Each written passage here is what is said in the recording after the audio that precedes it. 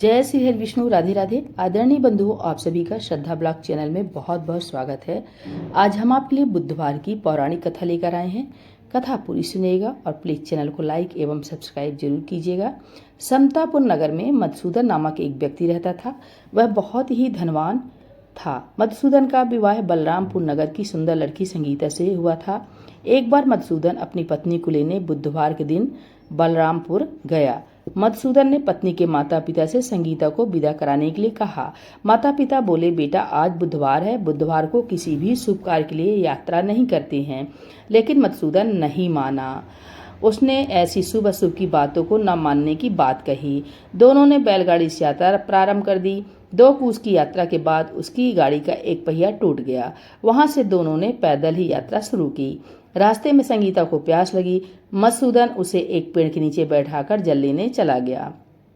थोड़ी देर बाद जब मधुसूदन कहीं से जल लेकर वापस आया तो वह बुरी तरह हैरान उठा, क्योंकि उसकी पत्नी के पास उसकी शक्ल सूरत का एक दूसरा व्यक्ति बैठा था। संगीता भी मधुसूदन को देखकर हैरान रह गई। वह दोनों में कोई अंतर नहीं कर पाई।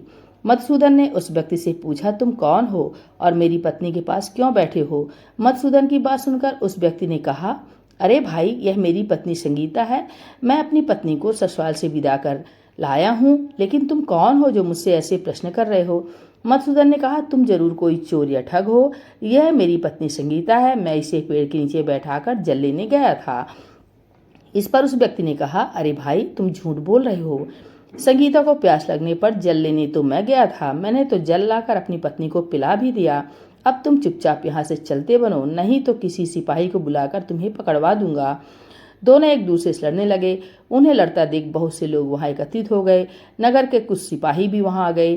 सिपाही उन दोनों को पकड़कर राजा के पास ले गए। सारी कहानी सुनाकर राजा भी कोई निर्णय नहीं कर पाया। संगीता भी उन दोनों में से अपने वास्तविक पति को नहीं पहचान पा रही थी। राजा ने दोनों को कारागार में डाल देने के लिए कहा।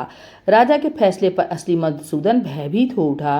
तभी आकाशवाणी हुई, मधुसूदन, तूने संगीता के माता पिता की बात नहीं मानी और बुधवार के दिन अपनी ससुराल से प्रस्थान किया। यह सब भगवान बुद्धदेव के प्रकोप से हो रहा है। मधुसूदन ने भगवान बुद्धदेव से प्रार्थना की, हे भगवान बुद्धदेव, मुझे क्षमा कर दीजिए।